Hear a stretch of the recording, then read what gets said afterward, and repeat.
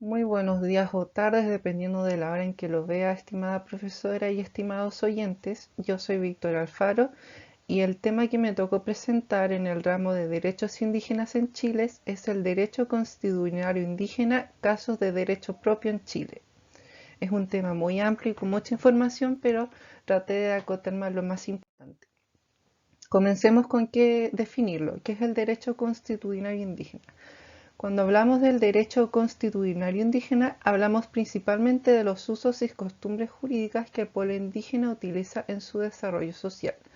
La profesora Urreloja Hervey Dominique define el derecho constitucional como aquellas normas y reglas de comportamiento y de convivencia social que existen al interior de cada comunidad o de cada pueblo indígena y que contribuyen a la integración de cada sociedad, al mantenimiento de su orden interno y a la solución de los conflictos que puedan surgir, incluyendo, por lo tanto, un sistema de sanciones para quienes violan estas normas. Mientras tanto, la profesora Mirka Castro define esto como conjunto de reglas y normas legales de tipo tradicional, no escritas ni codificadas, que tienen la particularidad de estar constantemente renovándose. Es importante destacar respecto a este punto que tanto la profesora Mirka como el profesor Rodolfo Stavenhagen consideran que este derecho es uno dinámico, no es inmutable ni congelado en el tiempo, sino que se va transformando constantemente a la par a los fenómenos sociales, económicos, etcétera, que el pueblo indígena puede vivir. Otro punto importante es que parte de la doctrina actual prefiere no referirse al derecho constitucional indígena por los términos y usos y costumbres, sino por el término derecho propio, pues los primeros conceptos hacen referencia a una subordinación del sistema jurídico indígena al derecho nacional, como si se destinara a desaparecer y unificar con el sistema jurídico y cultural que nosotros tenemos. El derecho indígena en ningún caso podría ser considerado un conjunto de normas desorganizadas, sino un ordenamiento jurídico que ha regulado al pueblo por muchas generaciones. Conflictos del derecho propio en Chile. Como sabemos, el uso de la costumbre no constituye derecho a no ser que la ley se refiera a ella, caso contrario al derecho propio indígena donde su sistema jurídico se basa en la costumbre ancestral, pero ha sido difícil que Chile le reconozca su propio sistema jurídico. Esto se explica gracias a la opinión del antropólogo Diego Iturralde, quien señala que el Estado de Chile no reconoce el derecho propio indígena debido al desconocimiento de la diversidad y la penalización de las prácticas que lo constituyen. Además, también menciona que el derecho es una pieza clave en la estrategia del Estado para disolver las particularidades de los pueblos y asegurar las condiciones que hacen posible el ejercicio de la hegemonía. Por eso es importante hablar de derecho propio y no de derecho constitucional, ya que los pueblos indígenas en sus demandas de reivindicaciones solicitan un respeto a su cultura social y jurídica que permita una convivencia pacífica y en igualdad de condiciones en la sociedad actual. Así lo señalan María Teresa Sierra y Diego Iturralde. Además agregan que sin este reconocimiento los pueblos indígenas seguirán viviendo bajo normas ajenas y dictadas por organismos donde su participación es inexistente. Este mismo organismo ha permitido la violación y denigración de sus derechos. En otras palabras, el Estado. Ahora pasemos al reconocimiento que tiene la normativa nacional con el derecho propio indígena.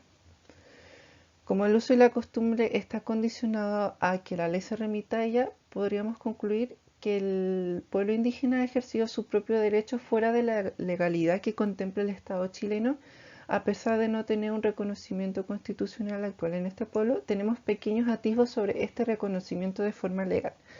Así tenemos el convenio 169 de la OIT, la ley 19.253 llamada ley indígena, algunas normas en el Código de Aguas, ley 16.411 de 1966, donde se establecen atenuantes de responsabilidad penal en delitos contra el orden de las familias y la moralidad pública y contra la propiedad cometidos por Rapa Nui, considerando la cosmovisión cultural del pueblo y Ley sobre Bases Generales del Medio Ambiente, que se encuentra relacionada con la ley indígena en lo relativo a los estudios de impacto ambiental.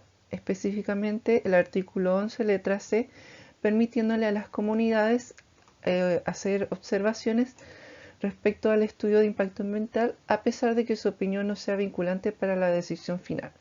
Y finalmente la regulación de concesiones mineras, cuando debe hacerse la consulta indígena, donde se reconoce una especie de derecho de propiedad a la tierra ancestral y al agua que se podría utilizar, no en su totalidad, pero existen pequeños atisbos. Estas son las principales normas sin perjuicio de las reglamentarias destinadas a complementar principalmente la ley indígena.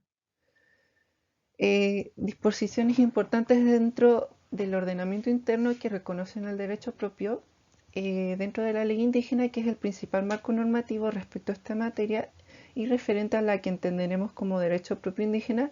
Podemos identificar que el cuerpo normativo antes mencionado da ligeras nociones sobre un reconocimiento a los usos y costumbres indígenas, así como otorga un reconocimiento legal a los pueblos indígenas, aunque no como se esperaba, sino como lo hace a través de etnias y comunidades y no como pueblos, con todo lo que eso implica, otorgándoles al menos una protección jurídica básica que no era la que los pueblos originarios esperaban en su momento, pero por lo menos es un pequeño avance. Así como les reconoce su organización política en el título quinto, permitiéndoles participar en materias que le importen a los pueblos, contemplando dos situaciones. La primera es cuando la consulta indígena referente a las obligaciones de los servicios del Estado a hacerla en materias de su interés, como por ejemplo administración de zonas silvestres protegidas. Y la segunda instancia es la construcción de asociaciones con personalidad jurídica constituida por indígenas, permitiéndoles la aplicación de sus usos y costumbres en la ejecución.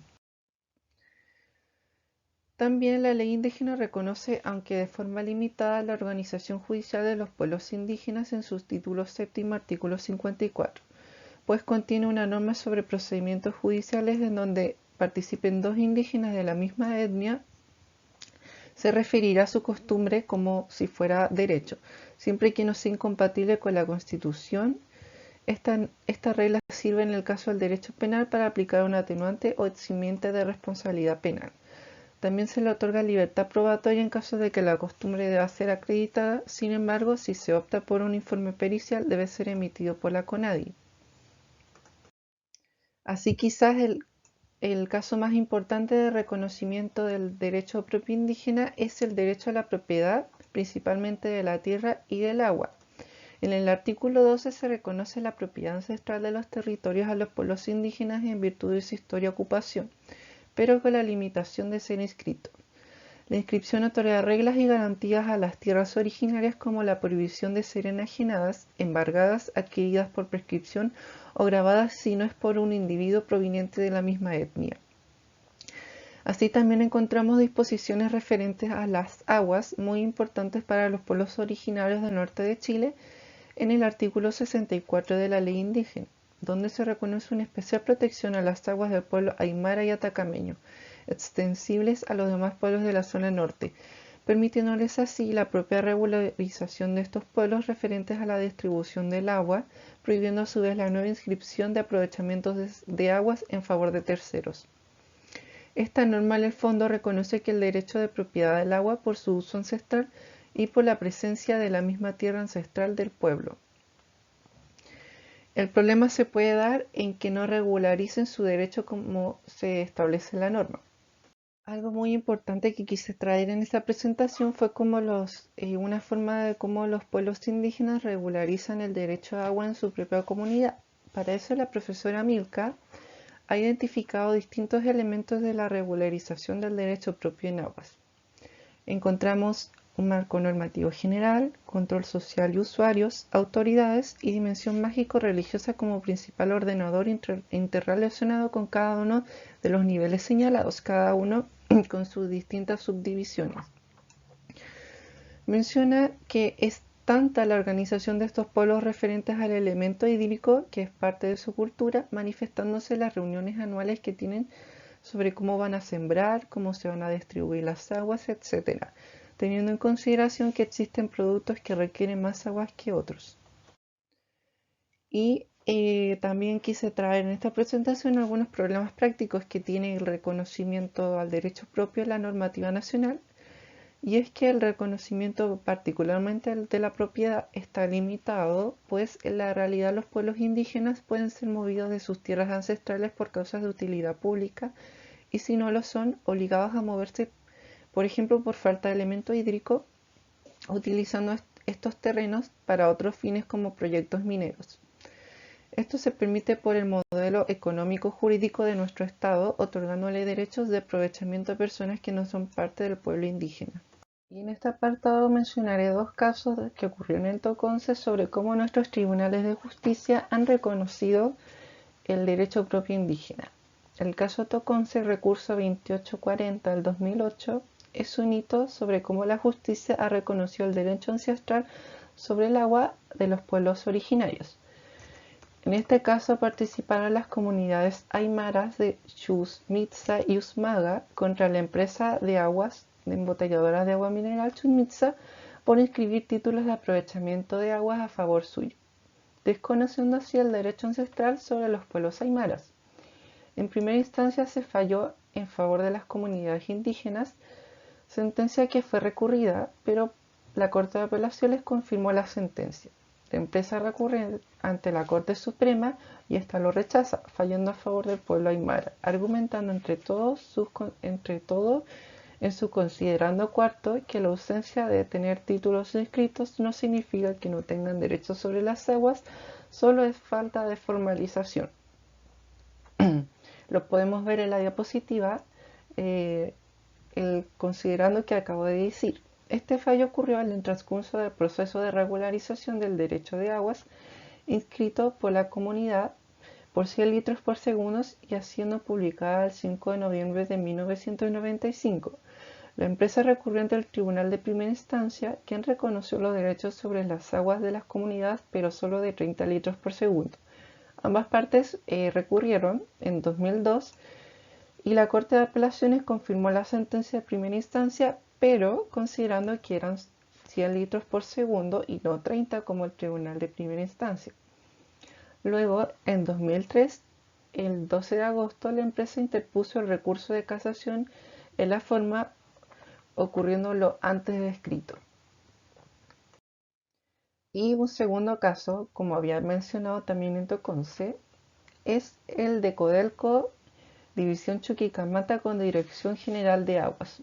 Codelco solicitó a la Dirección General de Aguas permiso para poder explotar las aguas subterráneas del sector de la Pampa Peineta en 2007, a lo que la dirección rechazó, pues ahí se encontraba la comunidad indígena de Toconce y sus derechos estaban en proceso de regularización, justo abarcando las áreas que Codelco quería explotar, por lo cual Codelco ingresó un recurso de reposición, volviéndose rechazado por la Dirección General de Aguas. Codelco recurrió ante la Corte de Apelaciones de Antofagasta, desconociendo el derecho ancestral de los pueblos asentados en el sector, argumentando que eran meras expectativas y por eso no afectaría la explotación del agua ni a las comunidades indígenas de por sí. Pero la Corte de Apelaciones rechazó el recurso en Rol 235-2013. Codelco vuelve a recurrir a la Corte Suprema, pero esta finalmente lo rechaza el recurso de casación en el fondo en 2014, reconociendo el derecho sobre el agua que se encontraba en los terrenos de la comunidad por el uso ancestral, aplicando así la ley indígena y el convenio 169 de la OIT.